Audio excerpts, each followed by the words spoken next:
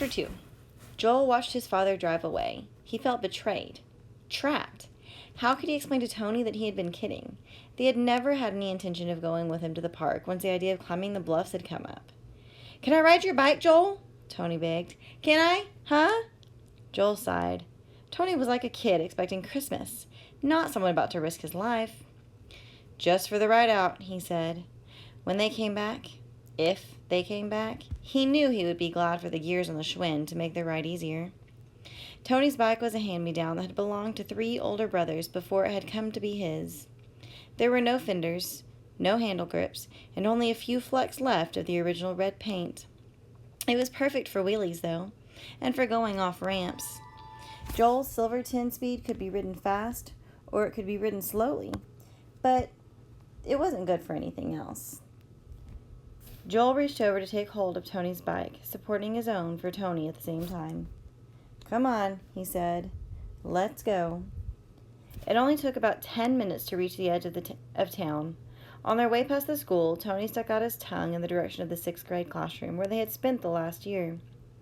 Joel, deciding he might as well get in the spirit of the day, followed suit, though he liked school well enough. The sun sizzled in the sky so blue it could have been created out of a paint can. When they left the town behind, they rode between stands of tall, whispering grass rising on each side of the highway. Meadowlarks called from the ditch banks. Tony's exuberance knew no bounds. He rode in figure-8s or in circles that occupied both lanes of the nearly deserted highway. Once he tried a square and nearly toppled off Joel's bike.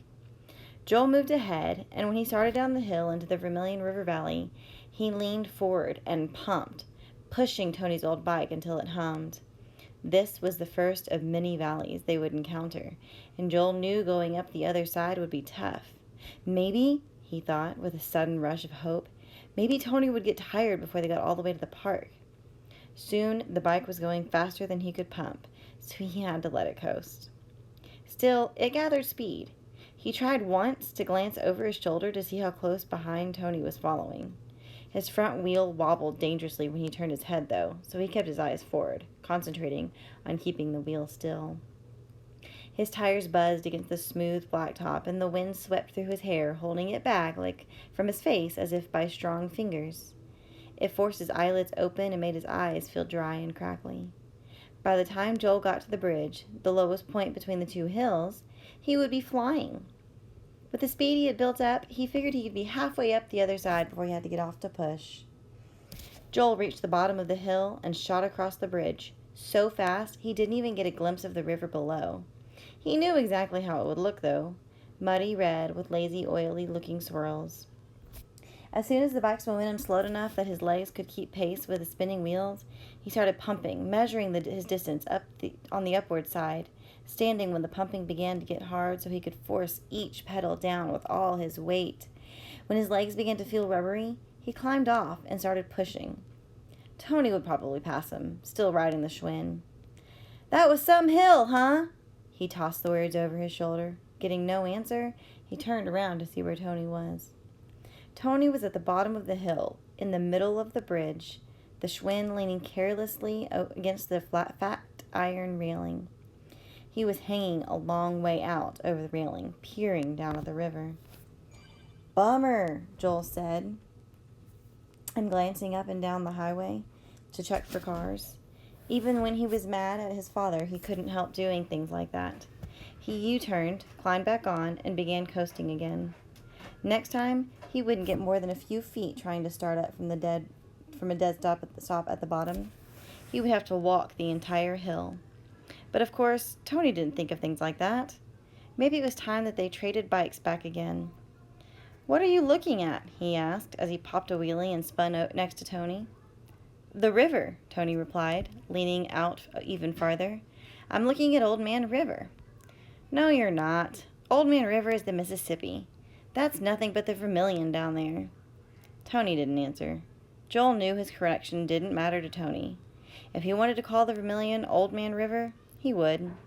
He was that way in school, too, even on tests. He drove the teachers nuts. Looking at Tony leaning over the railing like some kind of acrobat on a trapeze, Joel suddenly had to turn away. He wished Tony would be more careful. Beyond all reason, he also wished as he often had before, that Tony were his brother. They could be twins, the kind that didn't have to look alike or be alike either. With so many other kids in the family, the Zabrinskis wouldn't miss Tony. If they needed a replacement, Joel would gladly trade Bobby the whiner. "You realize," Joel said, "that it's going to be a long walk up that hill?" Tony straightened up and grinned, his teeth bright against his already tanned skin. "We don't have to go to Starved Rock," he said. "Maybe I've got a better idea." Better than Starved Rock? Was there a chance he wasn't going to have to argue with Tony about climbing the bluffs? Tony did a little jig next to the bridge railing as if he could explain himself that way. "We've got lots of time. We can do anything we want." "Sure we can," Joel agreed enthusiastically. "We could even go swimming." Joel couldn't believe his luck. "All right!" he exclaimed, holding out the flat of his palm for Tony to slap.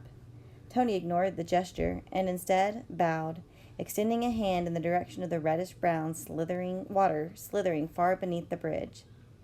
"It's a great day for swimming," he said. Joel stared. "In the river?" he demanded. "You want to go swimming in the river?" Tony shrugged elaborately. "Where else?"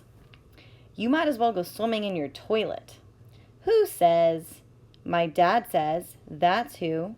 "My dad says," Tony mimicked, his voice coming out high and girlish.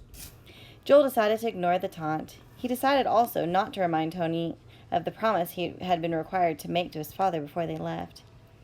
"You know we're not allowed to swim in the Vermilion. Nobody is. It's dangerous.